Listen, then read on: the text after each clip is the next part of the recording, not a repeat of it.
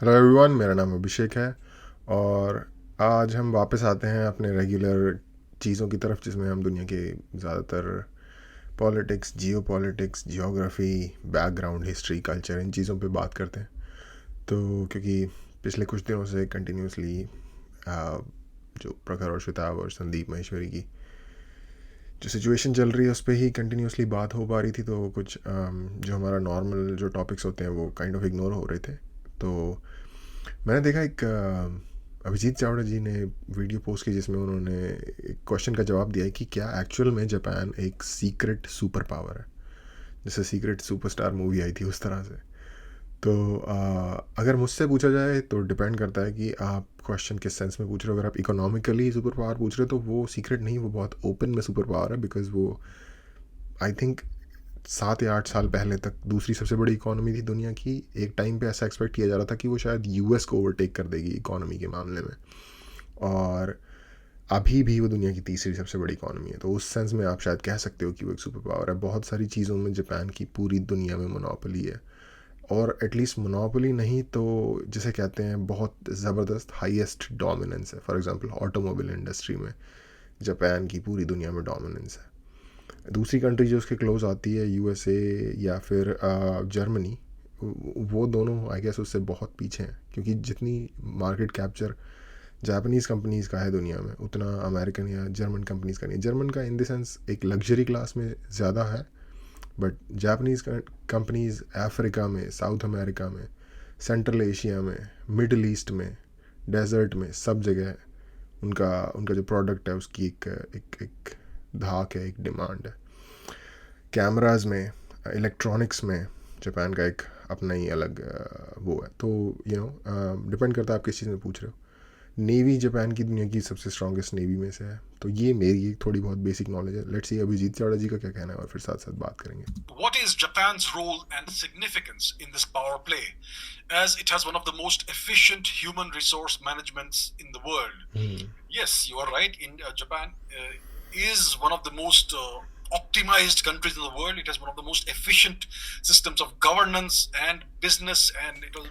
क्योंकि इन अद्वैत जी ने human resource की बात की, तो इसमें एक्चुअली जापान एक्चुअली एक प्रॉब्लमेटिक सिचुएशन में है। वो दुनिया की एक ऐसी कंट्री है जिसकी पॉपुलेशन श्रिंक हो रही है, बहुत तेज़ी से बढ़ रही है। आई मीन बढ़ने से मतलब उम्र में बढ़ रही है, ओल्ड हो रही है। पॉपुलेशन का एक बहुत बड़ा हिस्सा अधिक उम्र का है, और क्योंकि वो फिर धीरे धीरे मरने शुरू हो जाएंगे वो लोग, क्योंकि जैसे जैसे उनकी एज बढ़ती चली जाएगी, तो वो उनको पॉपुलेशन श्रिंकेज का बड़ी तेज़ी से खतरा है actually. One of the best industrial ecosystems in the world. It has the best cutting edge research and development. Japan is considered to be a shadow nuclear power, which means it doesn't have nuclear weapons, but it can have nuclear weapons next week if it wants to. If it wants to, yeah. And it can have delivery systems too next week if it wants to. So that's the level of technological advancement Japan has. But as things stand today, let's take a look at the map of Japan. So here we are. Let's go towards Japan. This is where Japan stands. So Japan occupies a very interesting and significant position in the geography of Asia. It essentially cuts off much of the Pacific from China, because Japan goes all the way to these islands here, Okinawa, etc. All. और अगर आपने first island chain का नाम सुना होगा तो ये वही फर्स्ट आइलैंड चेन है जिसकी बात होती है जब चाइना की बात होती है, चाइनीज नेवी की बात होती है। All the way to Taiwan. So that's one of the island chains that China is always so concerned about. So Japan occupies a very strategically important location geographically. Japan is a pacifistic country. It has a small army, an armed force, so to say. They call it the defense forces. So since the Second World War ended, Japan has been basically militarily very inactive, very dormant. It does maintain a military. It does have a reasonably good navy as well. But the entire focus of its armed forces is on defense. There is no offensive. Well, it has never taken any offensive. यहाँ बस ये add कर देता हूँ, जितनी मेरी understanding है, Japan की जो नेवी है वो दुनिया की one of the strongest navy में काउंट होती है। Attitude ever in the past 70 plus years.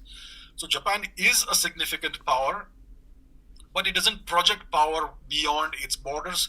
Even if you look at Japan's economic policies, economy can also be a means of projecting power beyond your boundaries, beyond your borders. But if you look at the way Japan conducts itself economically and the way China conducts itself economically, you will see that China is intent on an ever-ending expansion and projection of power using all means, including economic means, which is one of the very important components in China's foreign policy. Whereas Japan does not indulge in the kind of economic practices and trade practices and mercantile practices that China does. Japan does not try to beggar its neighbors. It doesn't indulge in mercantilism. It doesn't try to lay debt traps on its neighbors. It essentially indulges in fair trade practices, more or less. I can't say all of these practices would be good, but if you compare the two, it's a इनकी fair practice की बात से एक चीज़ याद आ गई. Japan जो पूरी दुनिया में जो एक बहुत इशू है जिसकी वजह से जापान को काफ़ी लोग हेट करते हैं, स्पेशली जो लोग एनवायरमेंटलिस्ट टाइप के लोग हैं, क्योंकि जापान में वेल मीट बहुत पसंद किया जाता है. तो इसलिए जापान के जो वेल हंटिंग ट्रॉलर्स हैं वो पूरी दुनिया के ओशंस में वेल हंट करने के लिए घूमते हैं, और कई बार वो ऐसी प्रैक्टिसेस भी यूज़ करते हैं जो कि ऑथेंटिक नहीं है, या फिर लाइक ऑथेंटिक सही वर्ड नहीं होगा, एथिकल नहीं है, लेट्स से लाइक, या फिर जो यूएन के जो रूल्स हैं इन चीज़ों के मामले में, जो वर्ल्ड बॉडीज़ हैं जो ओशन से रिलेटेड, ओशनिक लाइफ से रिलेटेड, उनके जो रूल्स हैं उनको कई बार वो डिसरिगार्ड कर देते हैं. जैसा कि चाइना की फ़िशिंग बोट्स आपने हर वक्त ही सुना होगा कि करती रहती हैं, बट वेल के एक मामले में जापान की थोड़ी सी इमेज जो है वो नेगेटिव है. difference between heaven and hell, black and white.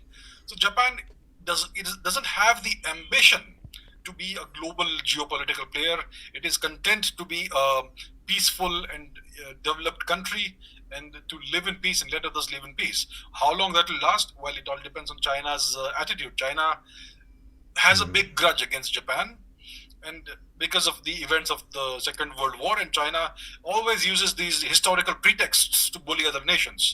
So there is a ongoing land dispute, territorial dispute between China and Japan, and China has been bullying Japan in various जिस एक incident की बात कर रहे हैं उसका नाम है मैसेकर ऑफ नानकिंग. अगर आप इंटरेस्टेड हो तो पढ़ सकते हो उसके बारे में.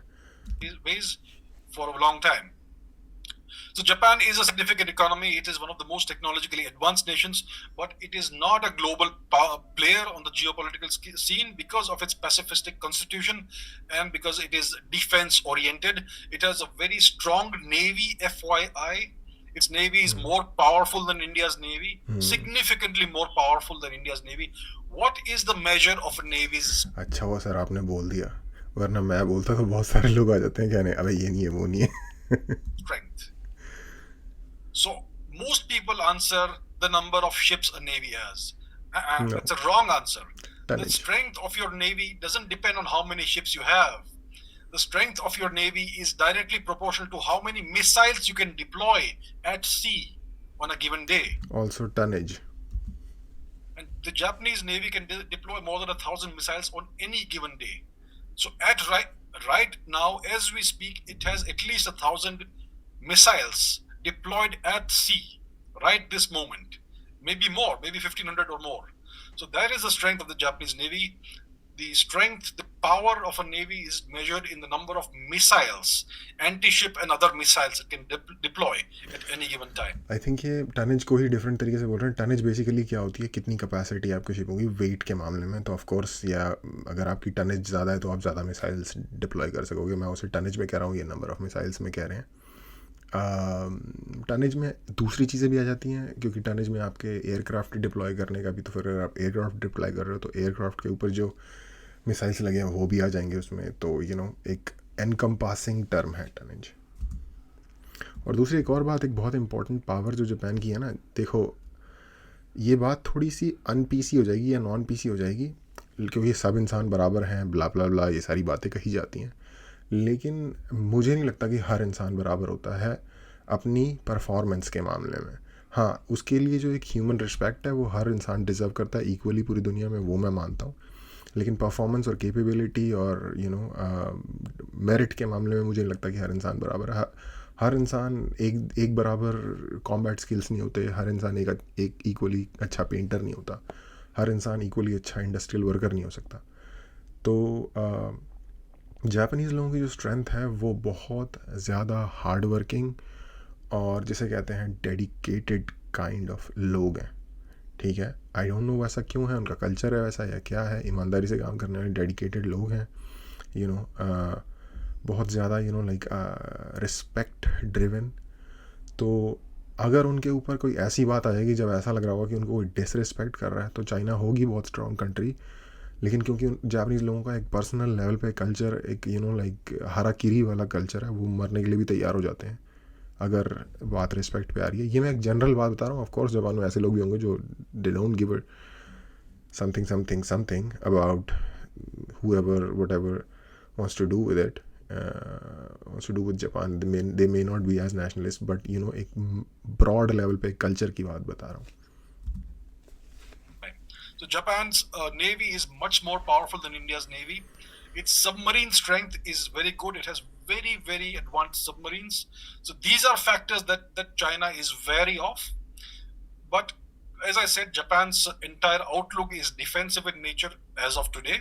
And that's why it is not a very big player on the geopolitical scene, even though it can become one if it chooses to, or if it is allowed to by its overlord, which we will get into in a few moments.